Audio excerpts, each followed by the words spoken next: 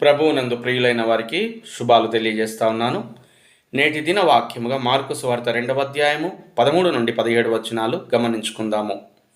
ఆయన సముద్ర తీరమున మరలా నడిచిపోవుచుండెను. జనులందరూ ఆయన యుద్ధకు రాగా ఆయన వారికి బోధించెను. ఆయన మార్గమున వెలుచు సుంకరపు మెట్టునొద్ద కూర్చున్న ఆల్ఫాయి కుమారుడగు లేవీని చూచి, నన్ను వెంబడించుమని అతనితో చెప్పగా అతడు లేచి ఆయనను వెంబడించెను. అతని ఇంట ఆయన భోజనమునకు కూర్చుండి ఉండగా సుంకర్లును పాపులను అనేకులు యేసుతోనూ ఆయన శిష్యులతోనూ కూర్చుండి ఉండిరి. ఇట్టివారు అనేకులుండిరి, వారు ఆయనను వెంబడించు వారైరి. పరిసయ్యులలోనున్న శాస్త్రులు ఆయన సుంకర్లతోనూ పాపులతోనూ భుజించుట చూచి, ఆయన సుంకర్లతోనూ పాపులతోనూ కలిసి భోజనం చేయుచున్నాడేమని ఆయన శిష్యులను అడగగా, యేసు ఆ మాట విని, రోగులకే గాని ఆరోగ్యం గల వారికి వైద్యుడక్కరలేదు, నేను పాపులనే పిలువవచ్చి తినే గాని నీతిమంతులను పిలువ రాలేదని వారితో చెప్పెను. క్రీస్తునందు ప్రియమైన వారలారా, చదవబడిన ఈ వాక్య భాగాన్ని మనం గమనించినప్పుడు ఒక ప్రాముఖ్యమైన విషయాన్ని ప్రభువు వారు మనకు తెలియజేస్తూ ఉన్నాడు. ఈ వాక్య భాగం నుండి విశ్వాసులైన వారికి, దేవుని వెంబడించు వారికి జరుగుతున్న సందర్భాన్ని కనుక మనం గమనిస్తే, పై వచ్చిన భాగాల్లో గమనించినప్పుడు ఒక పక్షవాయువు గల వ్యక్తిని స్వస్థపరిచిన సందర్భంలో దేవుని యొక్క అధికారాన్ని వారు ప్రశ్నించారు. ఆ సమయంలో ఆ వ్యక్తిని స్వస్థపరచడం ద్వారా దేవుని యొక్క అధికారాన్ని ఆయన వారికి కనపరిచాడు. అటు తర్వాత మరలా సముద్ర తీరము అనగా గలిలయ ప్రాంతానికి తిరిగి వెళుతున్నటువంటి ఆ సందర్భాన్ని మనము చూస్తూ ఉన్నాము. ఆ సందర్భంలో వారు ఆ ప్రయాణం చేస్తూ వెళ్తూ ఉన్నప్పుడు ఆల్ఫాయి కుమారుడు అయినటువంటి లేవి గారిని దేవుడు పిలిచినట్టుగా చూస్తూ ఉన్నాము. ఈ వాక్య భాగంలో గమనించినప్పుడు ఈయన సుంకపు మెట్టునద్ద కూర్చుని ఉన్నారు అన్నటువంటి మాటను మనం చూస్తూ ఉన్నాము. బహుశా అది వారి యొక్క ఆఫీస్ అవ్వచ్చు. సుంకం వసూలు చేసేటువంటి వీరు ట్యాక్స్ కలెక్టర్గా ఉన్నారు, వీరి యొక్క ఆఫీస్ అయి ఉండవచ్చు అని పెద్దల అభిప్రాయము. అక్కడ ఉన్నప్పుడు ప్రభువు వారు వారిని పిలిచారు. ఆ వెంటనే వారు లేచి యేసును వెంబడిస్తూ ఉన్నారు. వెంబడిస్తూ ఉన్నప్పుడు వారి మధ్య నా సహవాసం కుదిరింది, వారి సాన్నిహిత్యం కుదిరింది. వారు వెంబడిస్తూ సాగుతున్న సమయంలో బహుశా కొంతకాలం గడిచి ఉండవచ్చు. నెక్స్ట్ వారికి ఉన్నటువంటి సాన్నిధ్యాన్ని బట్టి, ఆ సంబంధాన్ని బట్టి ప్రభువు వారిని లేవి గారు తన ఇంట్లోనికి భోజనానికి పిలిచినట్టుగా మనం చూస్తూ ఉన్నాము. భోజనానికి పిలిచిన ఆ సందర్భంలో తన తోటి సహోదరులు, తన తోటి వారు, తనతో కలిసి పనిచేసిన వారు, తనను గురించి పరిచయం ఉన్నవారు తనతో కలిసి భోజనం చేస్తున్న సందర్భం మనం ఇక్కడ చూస్తూ ఉన్నాం. ఇట్టివారు అనేకులు ఉండిరి అన్నటువంటి మాటను మనం చూస్తూ ఉన్నాము. అయితే వీరికి ప్రత్యేకంగా ఉన్నటువంటి మాట ఏమిటి అంటే, వీరు సుంకర్లు పాపులు అని ఎంచుతున్నారు. అంటే ఏదైతే ధర్మశాస్త్రానికి బయట ఉండి జీవిస్తున్నారో వారిని వీరు పాపులుగా ఎంచుతూ ఉన్నారు. లేదా ఈ ట్యాక్స్ కలెక్టర్గా ఉన్నటువంటి లేవి గారు సుంకము వసూలు చేసేవాడు కనుక ఆనాడు ఉన్నటువంటి పరిస్థితుల్లో మరి వారు ఉన్నదానికంటే కాస్త అధికంగా సుంకం వసూలు చేసేవారేమో, వీరిని పాపులుగా ఎంచేవారు వారు. అయితే ఇక్కడ జరుగుతున్నటువంటి విషయము ప్రత్యేకంగా ప్రభువు వారు వీరితో కలిసి భోజనం చేస్తూ ఉన్నారు. భోజనం చేస్తూ ఉన్నప్పుడు వారు అడుగుతూ ఉన్నారు. వారు అడుగుతున్న విధానం ఏమిటంటే, యూదుల నిష్ట ప్రకారము వారు ఒక పర్టికులర్ వ్యక్తులతో, కొంతమంది వ్యక్తులతో వారు కలిసి భోజనం చేయరు. వారి ధర్మశాస్త్రానికి అవతల ఉన్నవారు, వారి ఆచార వ్యవహారాలకు అవతల ఉన్నవారిని వారు అంతగా చేరదీసుకోరు, వారితో చేరిపోరు అన్నటువంటి విషయము మనకు అర్థమవుతూ ఉంది. కానీ ప్రభువు వారు వారితో కలిసి భోజనం చేస్తూ ఉన్నారు. అది వీరికి కంటివింపుగా లేదు. కంటివింపుగా లేనప్పుడు వారు ప్రశ్నిస్తూ ఉన్నారు. ప్రశ్నిస్తూ అడుగుతూ ఉన్నారు, ఇతనెందుకు ఇలా చేస్తూ ఉన్నాడు అని శిష్యులను అడుగుతూ ఉన్నారు. శిష్యులను అడుగుతూ ఉన్నప్పుడు ఈ మాటని ప్రభువు వారు ఆలకించారు.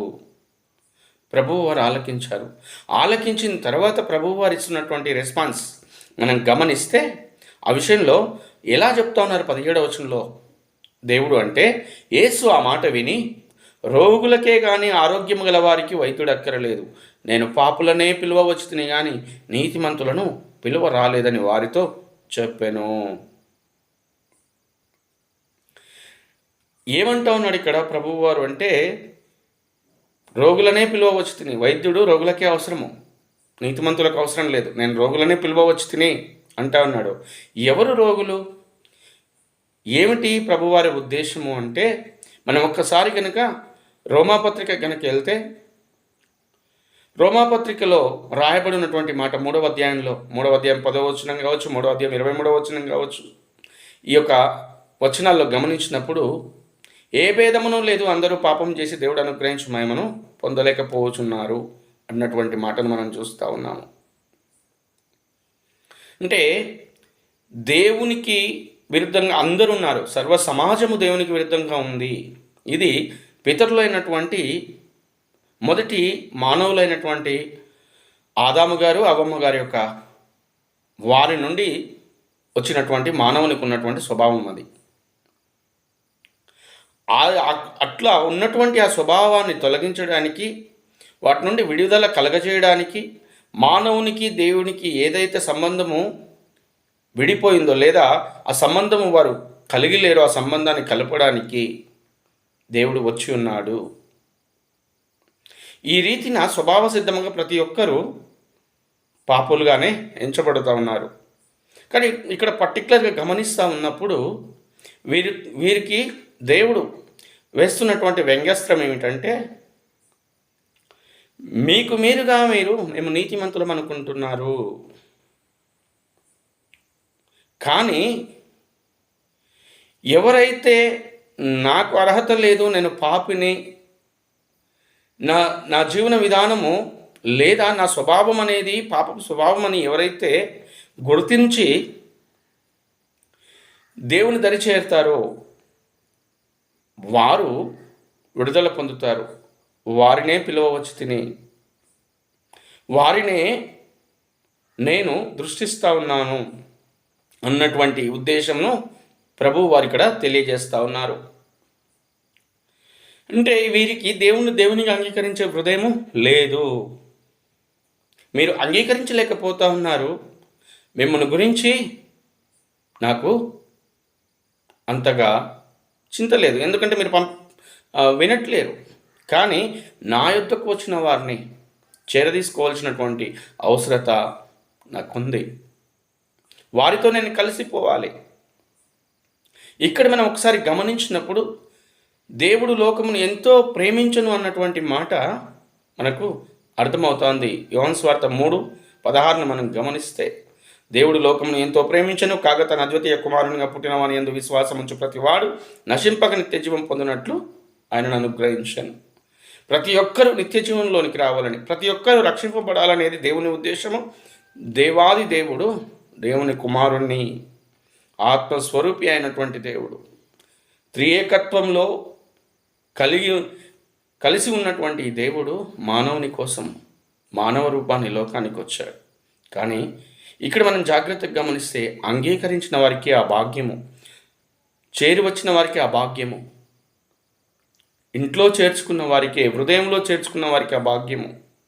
ఇక్కడ మనం జాగ్రత్తగా గమనిస్తే, అమ్మ మన ఇంట్లో మనకు కావాల్సిన ఆహారం సిద్ధపరుస్తూ ఉంది, సిద్ధపరిచి ఇంట్లో పెడతా ఉంది.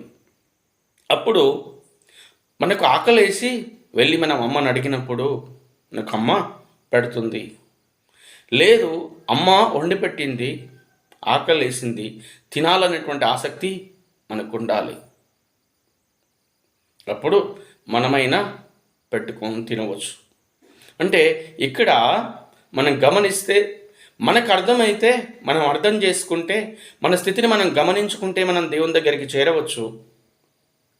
లేదు, మన గురించి మనకు అర్థం అవ్వట్లేదు అంటే, మన స్థితి ఏమిటో మనకు తెలియజేయడానికి అమ్మ ఎప్పుడూ సిద్ధంగానే ఉంది, మనల్ని సరైన మార్గంలో పెట్టడానికి, మనల్ని సరైనటువంటి విధానంలో నడిపించడానికి, లేదా మనకు ఒక మంచి భోజన పదార్థము, అది శరీర సంబంధమైందైతే, తర్వాత ఆత్మీయంగా కూడా దేవుని గురించినటువంటి వివేచనను మనకు బోధించడానికి. ఆ రీతిగా మనం గమనిస్తే ప్రభువు వారు ఇక్కడ ఆ పాత్రను పోషిస్తూ ఉన్నారు. తండ్రి పాత్ర దేవుడు తీసుకుని కుమారుణ్ణి పంపి ఉంటే కుమారుడిగా ఆయన పాత్రను ఆయన ఇక్కడ నిర్వర్తిస్తూ ఉన్నాడు. కుమారుడిగా ఆయన యొక్క బాధ్యతను నెరవేరుస్తూ ఉన్నాడు. ఆయన దగ్గరికి చేరి రావాల్సినటువంటి బాధ్యత సర్వ సమాజముదై ఉంది. కానీ చేరివచ్చిన వారికి ఆ భాగ్యము. అందరూ చేరివచ్చినట్టుగా మనం చూడం ఇక్కడ. ఆయన అందుకే అంటాడు, ఆయనను ఎందరు అంగీకరించిరో వారందరూ దేవుని కుమారులగుటకు ఆయన అధికారం అనుగ్రహించున్నాడంట. అంగీకరించిన వారికి భాగ్యము. ఈ ఉదయకాలము మనం ఈ వాక్యం చదువుతూ ఉన్నప్పుడు మనం గమనిస్తే కనుక ఆయన వీరిని చూపిస్తూ, లేదా ఇక్కడ ఉన్నటువంటి సుంకర్లను, ఈ పాపులను పిలువబడుతున్న వారిని చూపిస్తూ మనకు ఒక మాట నేర్పుతూ ఉన్నాడు, ఒక సత్యాన్ని బోధిస్తూ ఉన్నాడు. ఇదిగో నేను బలహీనుడను, నేను శక్తిహీనుడను, నేను ఎందుకు పనికిరాని వాడను, నా బలహీనతలు నా ఎదుటున్నాయి, వీటిని నేను పోగొట్టుకోవాలి, వీటిని తీసివేయగలిగిన వాడు నా దేవుడు మాత్రమే అని గమనించుకుంటే, ఆయన నాకు కావాలి అని అనుకుంటే, నా హృదయంలోకి ఆయన నేను ఆహ్వానించుకుంటాను అనుకుంటే, నా ఇంట్లోనికి నేను ఆహ్వానించుకుంటాను అనుకుంటే, ఆయనతో కలిసి నేను ప్రయాణం చేస్తాను అనుకుంటే, లేవి గారి ఇంట్లోనికి వచ్చినటువంటి దేవుడు నీ హృదయంలోనికి, నీ ఇంట్లోనికి వచ్చి నీతో సావాసం చేయడానికి సిద్ధంగా ఉన్నాడన్నటువంటి మాటను దేవుడు ఈ ఉదయకాలం తెలియజేయాలనుకుంటా ఉన్నాడు.